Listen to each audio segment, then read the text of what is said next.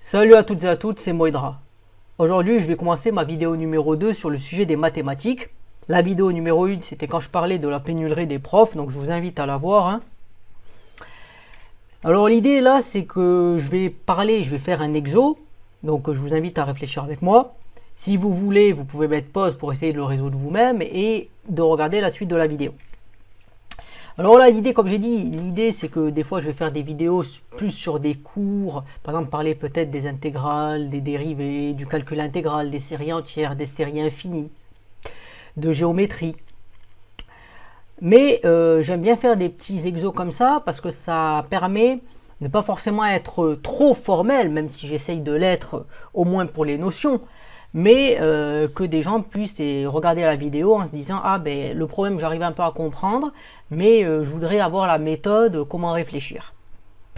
Et je trouve que c'est intéressant parce qu'avec les exos, ben, ça met aussi la motivation de réfléchir, pas forcément avec un cours, avec des définitions qui vont dire alors là, je vais parler de la droite, tel qu'il y a une bijection, voilà. C'est pas forcément le plus intéressant aussi. Mais là, l'idée c'est quoi? L'idée ou l'exo que je vous propose à l'heure actuelle, c'est trouver tous les polynômes de degré n qui satisfont la condition suivante, p de x carré égale p de x fois p de x moins 1. Alors le deuxième cas, je ne le traiterai pas dans cette vidéo. Vous pouvez me dire en commentaire ce que sera le résultat, mais je pense que quand vous aurez regardé cette vidéo jusqu'à la fin, vous arriverez à la trouver par vous-même. Alors l'idée, tout d'abord, si vous ne savez pas ce que c'est un polynôme, en fait un polynôme c'est une manière de modéliser en fait un problème. Par exemple, vous allez sur un site, je pourrais donner un exemple, vous allez sur un site, vous commandez un objet, un article coûte 5 € et vous avez des frais de port à 10 €. Donc par exemple, vous modéliserez le prix que vous allez payer, ce serait 5x plus, j'avais dit les frais de port, je vais dire les frais de port 10 €, ce serait 5x plus 10. Et x, l'indéterminé à ce moment-là, mais qui serait déterminé dans le concept, c'est-à-dire ce serait le nombre d'articles. Mais le nombre d'articles, vous mettez 10, vous mettez 20, vous pouvez le remplacer par, c'est une variable, il ne sera pas forcément fixe. Vous pouvez lancer un objet en l'air et le modéliser par exemple par une hyperbole, une parabole. Ça sera une équation de degré 2.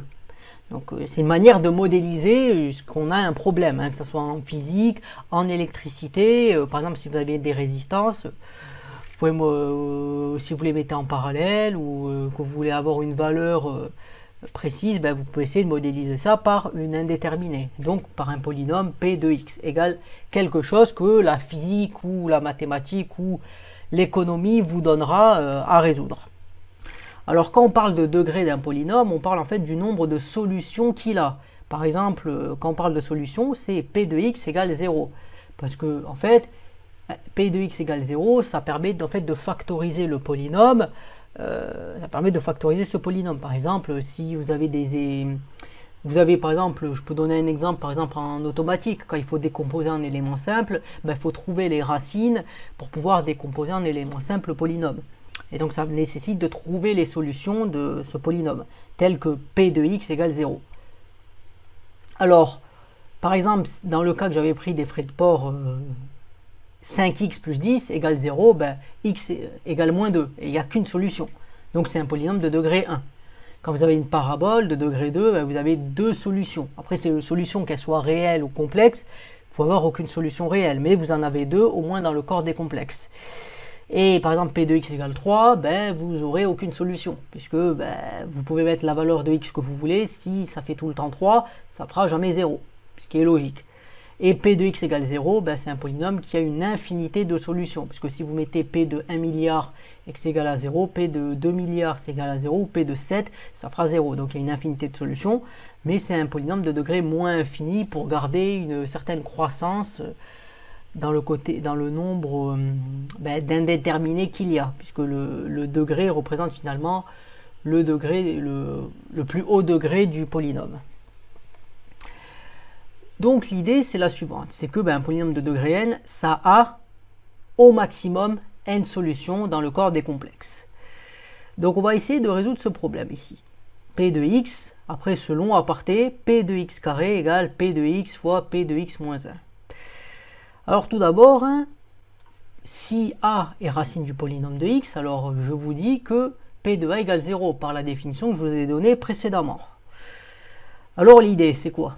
C'est que si on met p de a égale 0 ici, donc on remplace x par a, on le remplace aussi ici par a, et là on a a. Donc on a p de a carré qui est égal à 0 également, donc a carré est racine.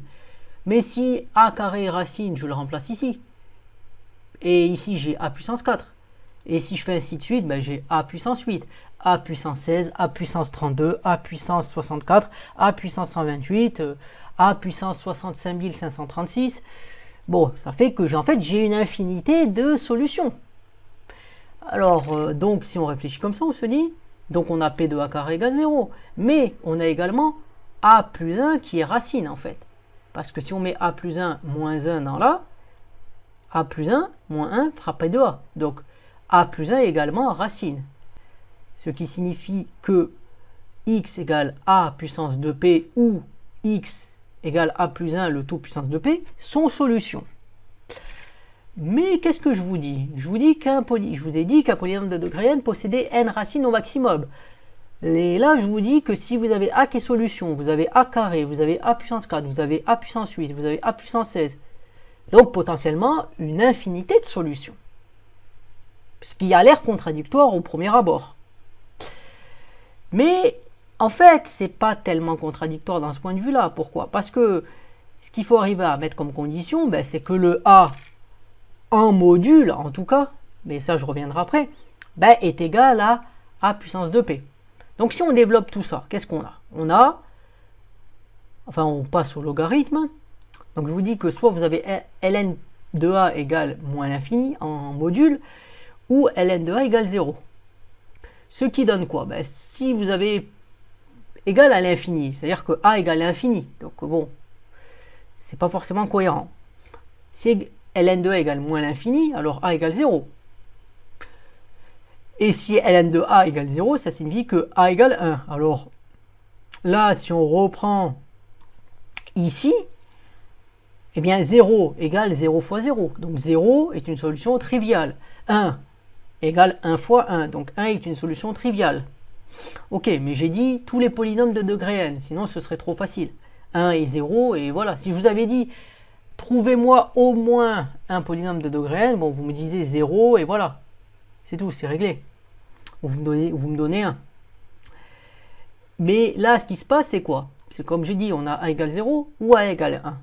Mais en module, on va avoir a qui est égal au module de a plus 1. Puisque rappelez-vous que a plus 1 est également une racine possible. Et le tout est égal à 1, on va dire. Donc si tout est égal à 1, puisque si je mettais égal à 0, en fait, égal à 0, x et y, ça ne pourrait jamais être égal ici. Parce qu'en module, tu ne peux pas avoir... puisque a, je dis qu'il est complexe, en fait. Et donc il s'écrit sous la forme x plus y. Mais si le module d'un complexe, s'il fait 0, c'est que x et y fait 0. Mais si je remplace ici x et y 0, j'ai 1. Donc je ne peux pas avoir une égalité. Par contre, module de a égale module de a plus 1 égale 1, ça, je peux trouver une solution. Et effectivement, si j'ai 1, là, si je prends 1 ici, 1 puissance quoi que ce soit, ça donne toujours 1. Donc finalement, je ne pourrais pas avoir une infinité de solutions, puisque j'aurai toujours des solutions qui sont congrues, en fait, on va dire, dans le cercle, dans le cercle unité, quoi. Et puisque si par exemple j'avais eu 2, là j'aurais pu avoir 2, 4, 6, 8, donc j'aurais une infinité de solutions, puisque ça diverge. Mais là, comme c'est égal à 1, un module de 1, ça reste dans le cercle. Donc je peux avoir un nombre de solutions fini. Donc là, je ne contredis pas mon argumentaire. Il est de degré n.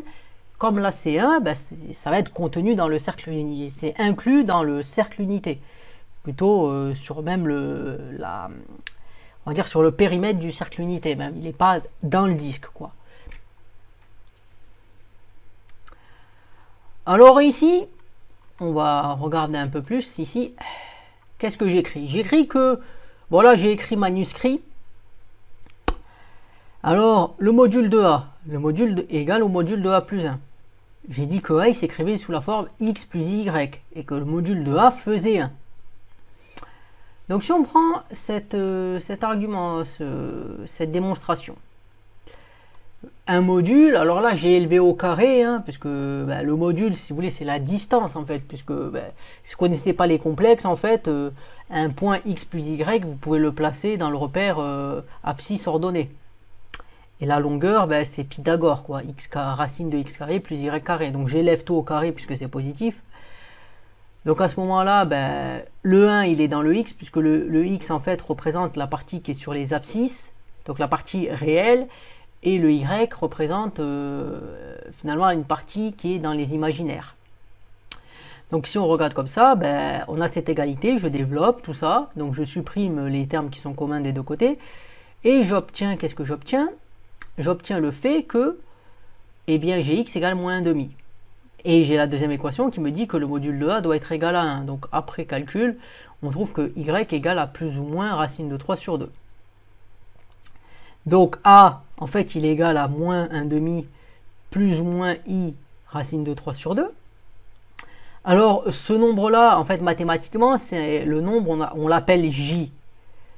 C'est exponentielle de e 2i sur 3.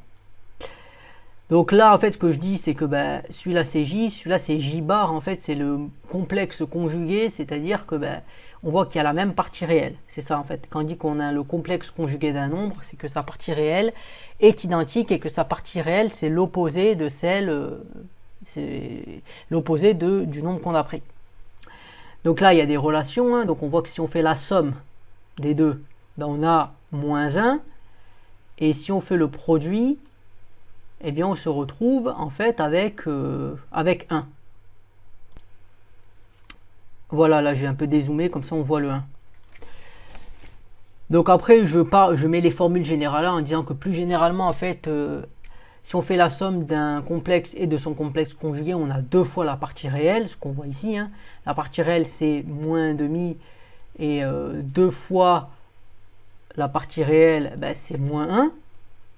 Et que quand on fait le produit, en fait, d'un nombre complexe et de son complexe conjugué, en fait, on a le module du nombre au carré, puisque ben, ça, c'est le nombre complexe, ça, c'est son complexe conjugué, et ici, on a le module au carré. Alors maintenant, on a quoi? On a, ben, j'ai dit qu'est-ce qu'on avait comme solution? J'ai dit qu'on avait 0, ok? On a 1, qui est solution.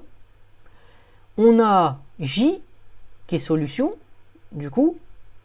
Et on a j bar. Puisque là, vous avez vu avec les modules, en fait, j'ai pu exhiber deux solutions potentiellement supplémentaires qui respectent l'équation module de a égale 1 et module de a plus 1 égale 1. Donc, ben, j'écris ça comme le produit de polynômes. Hein. Donc là, ben, x moins 0, donc le 0, je ne le mets pas. 1 est solution, donc x moins la solution. Et là, ben, puisque forcément, logiquement, comme j'ai le complexe conjugué et tout ça, je vais avoir une équation où en fait les modules, en fait, plutôt les coefficients complexes vont dégager, et je vais avoir que des coefficients réels, ce qu'on veut, quoi. Donc là, j'ai mis m, n et p. Bon, j'ai pas mis o parce que ça pouvait être confondu avec 0. Donc là, je développe cette partie-là, donc d'où le moins j plus j bar. J'avais dit que c'était deux fois la partie réelle qui fait moins 1, donc c'est pour ça qu'on a plus x, et plus 1 parce que j fois j carré, ben, ça fait le module de a qui fait 1. Donc là, je mets moins 1, donc le x qui est là, je remplace par x moins 1 tout simplement, donc j'obtiens ça. Et après x carré, donc je remplace le x qui est ici par x carré, donc j'obtiens cette équation. Donc l'idée c'est que, ben, qu'est-ce qu'on avait dit? C'était de faire, ben là je vais égaliser, c'est-à-dire que je vais faire le produit de ces deux qui doit être égal à ces deux, à celui-là, et ensuite je vais pouvoir déduire ben, les valeurs de m, de n et de p dans ce cas-là. Voilà. Parce que l'idée c'est de trouver ces valeurs pour dire ben, le polynôme il est égal à ça. Donc là je développe cette partie-là. Donc en développant, j'obtiens cette équation-là. Et c'est bien celle qu'on voit là. Donc déjà, ça a l'air d'être bon signe pour cette partie-là. Donc je dis que par identification, ben, qu'est-ce qu'on voit? On voit qu'on a le m ici. on voit qu'on a... Ici, on voit qu'on a le m. Et ici, on voit qu'on a 2m. Donc, en égalisant, on va avoir 2m égale m. Alors, soit m fait plus ou moins l'infini, soit il fait 0. Donc, plus ou moins l'infini, ben, ça ferait que le polynôme il serait infini, et puis enfin, il ferait que ça serait l'infini, donc ça ne nous intéresse pas comme solution. Mais par exemple, m égale 0, ben, ça fait que cette partie-là fait 1. Donc, cette partie-là, finalement, il n'y a pas de x. N, ben, déjà avec le n-2 qui n'apparaît pas ici, il n'apparaît pas, donc on se dit que n il fait aussi 0 en fait. Donc cette partie-là, elle part. Mais quand on compare, on voit bien que on a ici ce produit qui est égal à ça. Et ici, on a cette partie-là. Donc finalement, comme je le dis, ben, P égale P. Donc cette partie-là, on la garde. P égale P, c'est toujours vrai. Donc voilà, j'exprime le fait que m égale 0 parce que le degré de P, il n'est pas égal à l'infini. Donc c'est pas une solution qui nous intéresse, puisqu'on va avoir un polynôme concret, quoi. Et donc à ce moment-là, et finalement, ben, on arrive à résoudre l'exercice qui nous dit que ben, si un polynôme P tel que P de x carré est égal à P de x fois P de x moins 1, eh ben, ça veut dire que le polynôme il est de la forme suivante. Donc l'idée c'est que n, ben, il varie selon le... Voilà, on peut mettre, par exemple, si on met n égale 0, ben, on a bien 1. 0 est également solution, donc là, je dis que l'idée, c'est que, ben, par exemple, si vous avez le polynôme ben, x carré plus x plus 1 qui est solution, vous avez x carré plus x plus 1 au carré et, qui est solution, et donc le n, ben, vous le remplacez selon le... En fait, selon le degré de, finalement, en fait, on voit que P de x, ben, il sera de degré, en fait, 2n, puisque finalement, là, on voit qu'on a un polynôme de degré 2. Si on met n égale 3, ben, on aura un polynôme de degré 6. Donc, par exemple, on peut pas avoir, on n'a pas, par exemple, de polynôme de degré impair, quoi. Enfin, en tant que monôme du plus haut degré. Donc, je dis que, voilà, 0 convient, en précisant que 0, il est de degré en valeur absolue infinie. Donc là, on a une résolution de l'exercice. Alors, si vous voulez résoudre le deuxième polynôme, eh bien, vous allez agir de la même façon. Vous allez agir, c'est-à-dire que ben, vous allez dire, ok, il ne peut pas avoir une infinité, donc le module, c'est toujours l'idée de dire le module, il fera 1. Vous allez trouver des valeurs, et après, vous allez développer. Donc, quand vous allez développer, en fait, forcément... que vous allez avoir, l'idée c'est que vous allez avoir un polynôme de degré 2, quoi, pas de ce style, vous allez en avoir un autre, et après vous allez comparer les coefficients ben, m, n et p pour essayer de savoir ce qu'ils valent, et à ce moment-là vous aurez une solution. Alors je peux vous donner la solution comme ça, la solution elle vaut en fait, elle vaut x facteur de x moins 1, le tout puissance n. Donc voilà. C'est ça le polynôme. Donc voilà, si vous avez aimé cette vidéo, je vous encourage à vous abonner. Ça me fait plaisir, ça vous aide à faire grandir la chaîne, ça vous permet d'être au courant des nouvelles vidéos que je vais faire et de montrer que ben, ce que je fais vous intéresse, vous motive et vous fait réfléchir et vous a appris des choses. Parce que c'est quand même l'intérêt, c'est pour ça que je fais des vidéos, pour insuffler ma passion des maths et des sujets que je fais tout au long de ma chaîne. C'était Moïdra, je vous dis salut et à plus pour une prochaine vidéo sur les mathématiques.